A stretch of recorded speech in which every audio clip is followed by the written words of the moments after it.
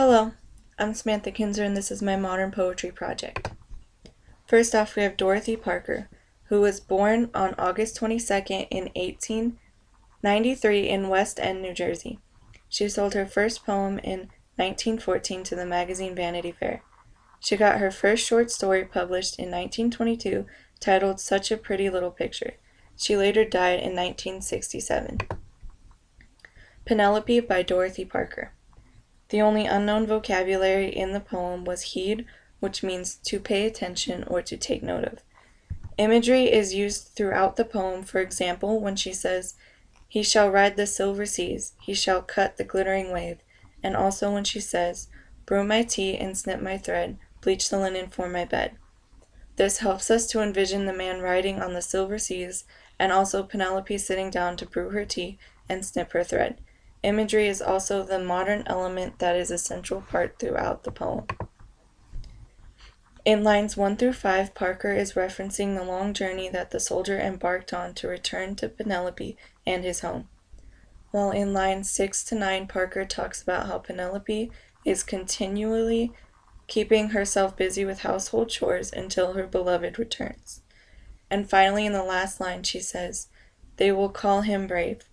When he returns, the people will call him brave for surviving and fighting so long and still making it back to her."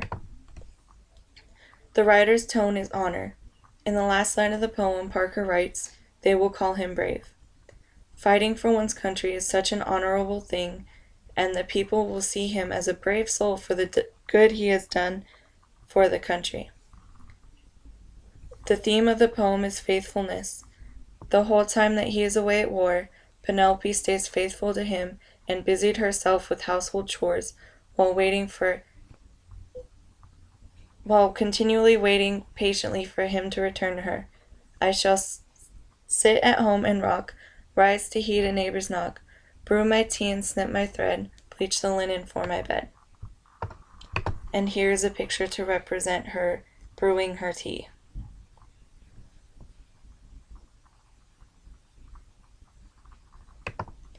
Next we have Gabriela Mistral, who was born in Chile in 1889 on April 7th.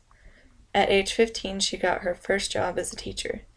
At age 25, she received her first literary award, but was too shy to accept it. She later died on the 10th of January in 1957. There were no unknown vocabulary in this poem, but the color purple represents royalty for those of you who didn't know.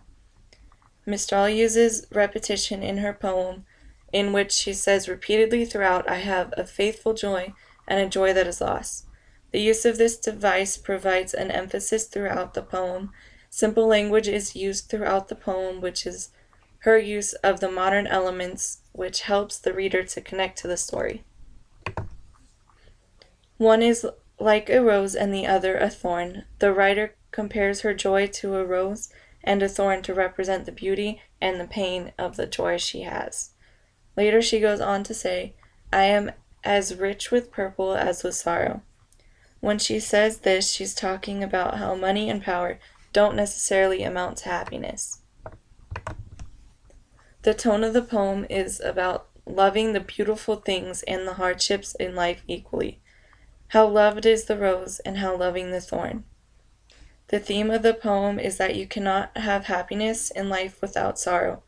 I have a faithful joy and a joy that is lost.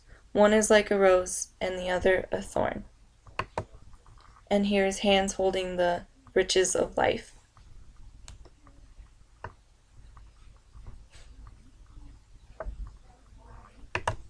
Lastly, we have Langston Hughes, who was born on the 1st of February in 1902 in Missouri. He's an American poet who did many odd jobs beforehand. He often portrayed serious topics with some humor to lighten the mood. He later died from complications of prostate cancer on May 22nd in 1967. The only unknown vocabulary in his poem, "I Too," was ashamed, which means embarrassed or guilty because of one's actions, characteristics, or associations.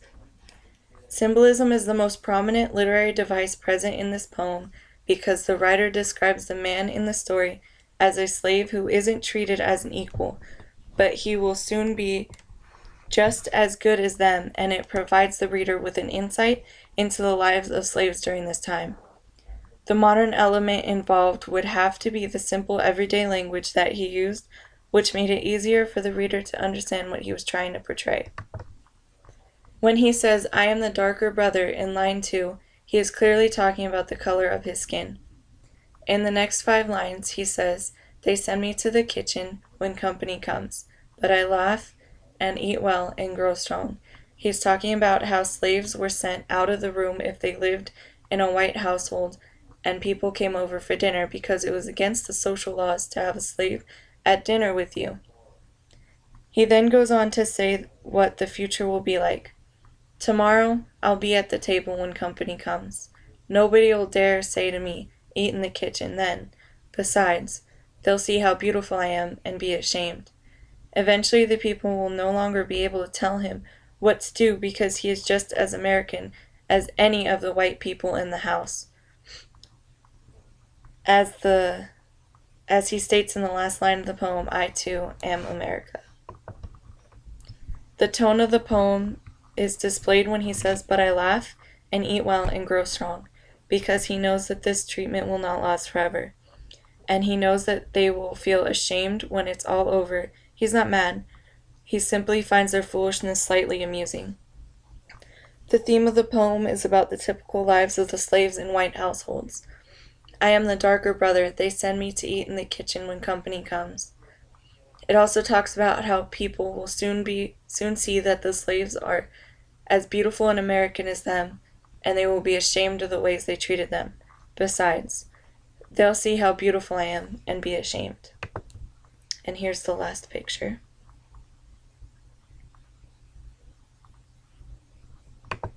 And my works cited. Thank you for watching.